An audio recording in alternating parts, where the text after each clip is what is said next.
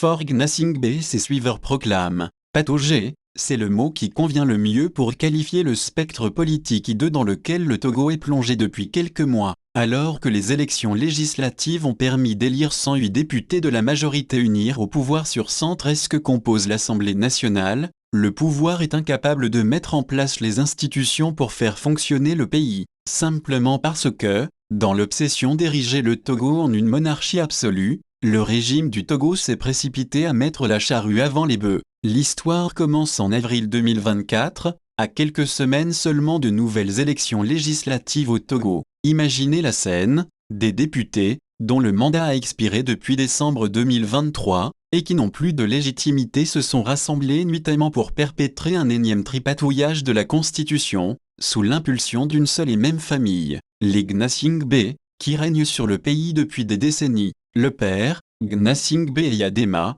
a tenu les rênes pendant 38 ans, et meurt en 2005, le fils, Faure a pris le relais, et après 19 ans de pouvoir sous des gymnastiques politiques, économiques et constitutionnelles rocambolesques, n'est jamais vraiment rassasié, peu importe combien il déforme la loi fondamentale du pays. Ce n'était pas la première fois que la constitution togolaise se retrouvait entre les mains de ces apprentis sorciers politiques. Mais cette fois-ci, le spectacle était encore plus extravagant. Les parlementaires ont aboli, sans l'ombre d'un débat public, l'élection présidentielle. Le régime togolais, autrefois présidentiel, pourtant propriété privée de la famille Gnassingbé, devait désormais se transformer en un régime parlementaire unique en son genre, un régime sur mesure, conçu pour garantir que For Gnassingbé garde le pouvoir sans passer par la case élection. Mais voilà, après ce tour de magie politique, For Gnassingbé se retrouve dans une situation des plus délicates.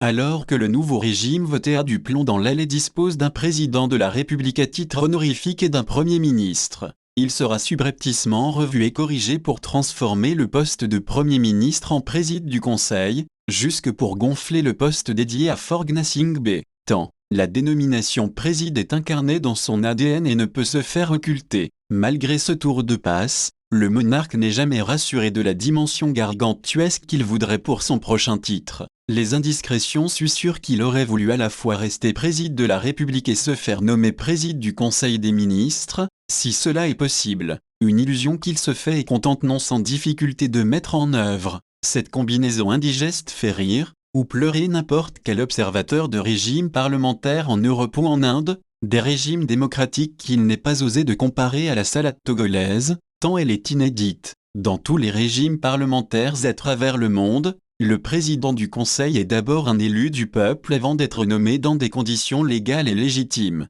For Gnassingbé et ses suiveurs proclament à qui veut l'entendre s'inspirer de ces régimes avec la différence que lui ne veut pas, lui, passer par les urnes. Partout dans le monde donc, on se moque ouvertement de cette comédie togolaise où un homme tente désespérément de jouer tous les rôles à la fois, parce qu'habitué à la boulimie du pouvoir sans jamais être élu. Et maintenant, For Gnassingbé est bloqué. Son plan, qui semblait parfait sur le papier, se révèle impossible à appliquer. Tiraillé entre son désir de tout contrôler et la réalité politique, il se retrouve coincé dans son propre piège, incapable de finaliser son projet de pouvoir absolu. Le Togo, pendant ce temps, est plongé dans un chaos institutionnel où rien ne fonctionne comme prévu. For a voulu être trop gourmand, et voilà que son régime est en panne, incapable de faire avancer le Togo. Quand on a tout perdu, quand on n'a plus d'espoir, la vie, dit-on, est un opprobre, et la mort, un devoir. Le grand For se trouve piégé dans sa propre illusion et son régime se meurt, à petit feu.